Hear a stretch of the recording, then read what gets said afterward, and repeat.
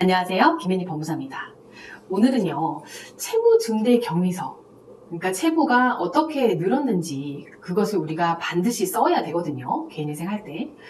그러면 이것을 어떻게 적어야 하느냐에 대해서 말씀을 좀 드리려고 해요. 그러면 채무 증대 경위서를 왜 쓰는지, 이게 어떤 의미가 있는지 좀 생각을 해보고 어떻게 적어야 하는지 말씀을 드려보도록 하겠습니다. 일단 채무 증대 경위서는요, 그 진술서라는 게 있어요. 우리가 제출해야 하는 것 중에 진술서의 내용 중에 그 채무자가 많은 채무를 부담하게 된 사정 및 개인회생 절차의 개시 신청에 이르게 된 사정에 관하여 구체적으로 기재하여 주십시오 라고 써진 란이 있어요. 그 란에 적는 건데요. 대부분의 사람들은 이 란에 굉장히 공을 들일 필요는 없어요. 왜냐하면 원인이 무엇이든 간에 개인회생 신청할 수 있거든요. 자격에 전혀 하등 문제가 없기 때문에 뭐 때문에 늘었다, 이것을 굉장히 고심해서 적을 필요는 없어요. 일반적으로. 그런데 이것을 좀 정성껏 작성을 해야 되는 분들도 있습니다.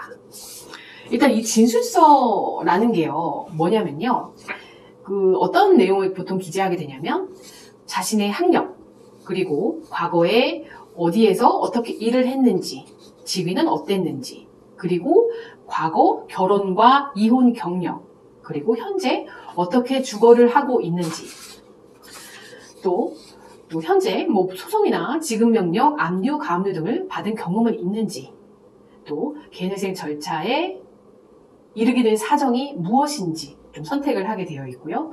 또 과거에 개인회생이나 파산 이런 것들을 이용한 적이 있는지, 이런 것들을 기재하는 게 진술서입니다. 근데 개인회생은 사실 월 얼마를 변제하겠다, 내가 얼마를 버는데 얼마를 변제하겠다, 이게 핵심이잖아요. 그런데 이 진술서에는요, 소득을 쓰는 란도 없고요, 재산에 대해서 쓰는 란도 하나도 없습니다. 진술서는요, 소득과 재산과 상관없이 내가 내 이야기를 풀어내는 그런 서면이에요. 그래서 이 진술서에 어필할 내용이 있다면 여기다가 적어야 되거든요. 그리고 그 내용을, 어필하고 싶은 그 내용을 채무증대 경위서에 적으시면 되는 것입니다. 구체적으로 이 채무증대 경위서를 좀 잘 써야 하는 분을 제가 생각을 좀 해보면요.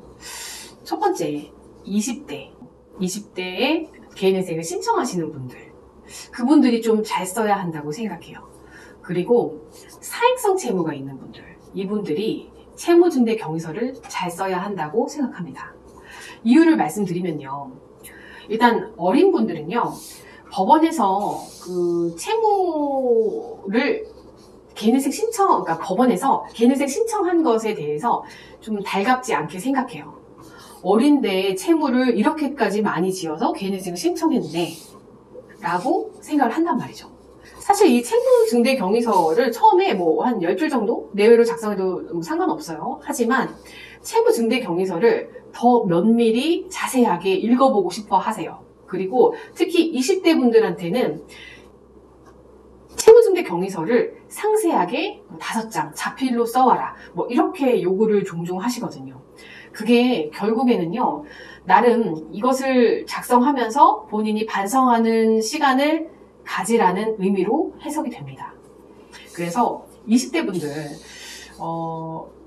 채무를 지는 데는 여러 가지 이유가 있겠지만, 그 채무증대 원인에 좀 사행적인 것이 있거나 낭비성 채무가 좀 있다면 법원에서 좀 상당히 긴 채무증대 경위서를 작성하라고 요청하실 가능성이 큽니다. 그리고 법원에서 작성하라고 굳이 보정이 나오지 않는다 하더라도 그 원인에 대해서 좀 작성을 하고 조금 더 좋은 조건으로 선처를 바라는 마음을 담아서 좀 진실되게 작성을 하면 또 그것이 또 사람이 하는 일이니까 미치는 영향이 반드시 있다, 이렇게 말씀을 드릴게요. 그리고 두 번째, 이제 앞에서는 이제 20대 분들 이야기 드렸고, 사행적인 거요. 하면 안 되는데 그 도박을 했거나 또 사행성 채무로서 이제 주식이나 코인 뭐 이런 것들을 이제 좀 많이 하신 분들, 그 금액과 그 규모가 너무 커서 조금 사회적으로 비난받을 수 있는 정도라면요. 법원도 마찬가지로 보는 눈이 처음부터 곱지 않습니다. 그렇기 때문에 이분들은요, 이렇게 이래저래 해서 내가 그 채무가 생겼지만 앞으로의 계획을 잘 밝히시는 것이 좀 도움이 될 거라는 생각이 듭니다. 이미 생긴 채무는 어쩔 수 없어요. 이미 생긴 채무는 어쩔 수 없지만 본인이 왜 빚을 질 수밖에 없었는지, 그리고 물론 그 내용에서 구체적으로 이제 내가 얼마를 벌고 얼마를 잃어서 또 얼마를 대출을 이만큼 받았는데 이제 그 잃고 얻고 하는 그 과정을 상세하게 쓰는 것은 독이에요.